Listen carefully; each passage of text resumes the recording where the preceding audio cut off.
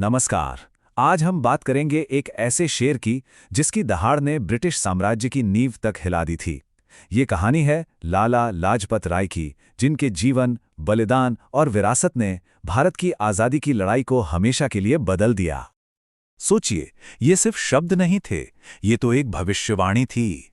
ये वो शब्द थे जो लाला लाजपत राय ने एक शांतिपूर्ण विरोध पर हुए क्रूर पुलिस लाठीचार्ज के ठीक बाद कहे थे। और यही वो पल था जिसने स्वतंत्रता संग्राम की आग को और भी ज्यादा भड़का दिया।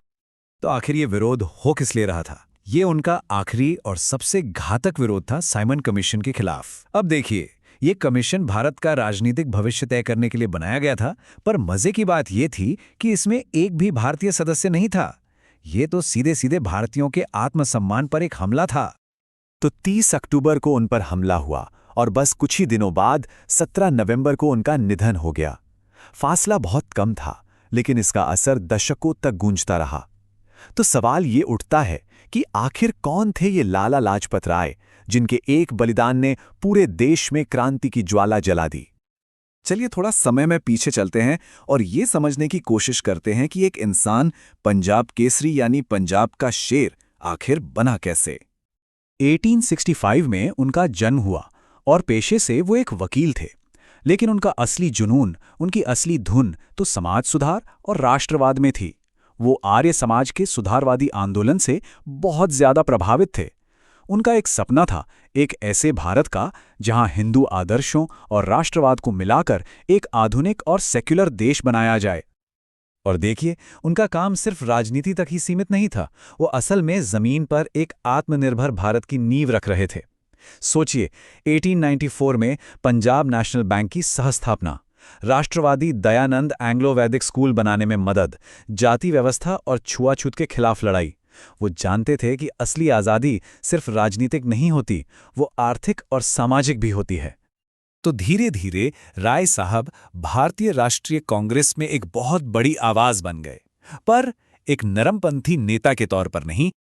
उन्होंने बाल गंगाधर तिलक और बिपिन चंद्र पाल के साथ मिलकर वो मशहूर तिकड़ी बनाई, जिसे हम सब जानते हैं, लाल बाल पाल। इस तिकड़ी ने, आप कह सकते हैं, कांग्रेस की पूरी राजनीति का रुख ही बदल दिया। उन्होंने कांग्रेस की नरमपंथी सोच को चुनौती दी और स्वतंत्रता के लिए एक ज्यादा आक्रामक और मुखर रास्ते की वकालत की। अब जब हम उन्हें गरम दल का नेता कहते हैं, तो इसका मतलब ये नहीं था कि वो हिंसा के समर्थक थे। नहीं, उन्हें गरम दल का इसलिए कहा जाता था क्योंकि वो अंग्रेजों से मिलने वाले छोटे-मोटे सुधारों से खुश नहीं थे। उनका लक्ष्य सीधा और साफ था, पूर्ण स्वराज, यानी भारत के लिए पूरी आजादी। राय साहब की एक और खास बात थी, वो ये अच्छी तरह समझते थे कि भारत की आज़ादी की लड़ाई सिर्फ भारत की सीमाओं के अंदर रहकर नहीं जीती जा सकती।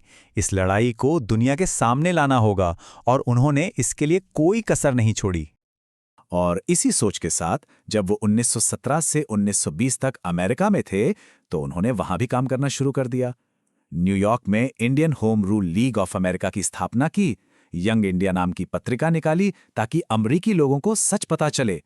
यहां तक कि अमरीकी सीनेट में याचिका दायर कर ब्रिटिश कुशासन का पर्दाफाश किया। मकसद साफ था, ब्रिटिश उपनिवेशवाद के खिलाफ एक अंतर्राष्ट्रीय मोर्चा बनाना। तो चलिए अब वापस आते हैं लाहौर के उसी दिन पर और देखते हैं कि उस हमले के बाद क्या हुआ, क्योंकि जो हुआ वो बहुत विस्फोटक था। एक तरफ थी ब्रिटिश सरकार, जिसने साफ साफ कह दिया कि लाला लाजपत राय की मौत में हमारा कोई हाथ नहीं है, और दूसरी तरफ थे भारत के क्रांतिकारी, जिन्होंने इसे पुलिस की सोची समझी हत्या माना और बदला लेने की कसम खा ली। ब्रिटिश सरकार के इस इनकार ने तो जैसे आग में घी का काम किया। और फिर जो हुआ वो इतिहास में दर्ज हो गया। राय साहब ने विरोध की अगुवाई की। सुपरिंटेंडेंट जेम्स स्कॉट के आदेश पर लाठीचार्ज हुआ, जिसमें वो बुरी तरह घायल हुए। और फिर भगत सिंह के नेतृत्व में क्रांतिकारियों ने बदला लेने की ठानी। इसी बदले की कार्रवाई में गलत पहचान के कारण असिस्टेंट सुपरिंटेंडेंट जॉन सॉन्डर्स की मौत हो गई। मतलब उनकी एक शहादत ने घटनाओं की एक ऐसी लड़ी शुरू कर दी जिसने आज़ादी की लड़ाई की पूरी पीढ़ी को और भी क्रांतिकारी बना दिया। और शायद लाला लाजपत राय खुद भी इस बात को समझते थे। उनका ही एक कथन है, असफलता और हार कभी कभी जीत की ओर जरूरी कदम होते हैं। वो जानते थे कि आज़ादी की राह बलिदान मांगती है और वो ये कीमत चुकाने के लिए पूरी तरह से तैयार थे। तो लाला लाजपत राय की कहानी हमें क्या दिखाती है? ये दिखाती है कि कैसे कभी-कभी किसी एक इंसान का विरोध, भले ही उसका अंत दुखद हो, एक ऐसी चिंगारी बन सकता है जो पूरे आंदोलन को एक नई क्रांति में बदल दे और एक देश के इतिहास का रुख ही मोड़ दे।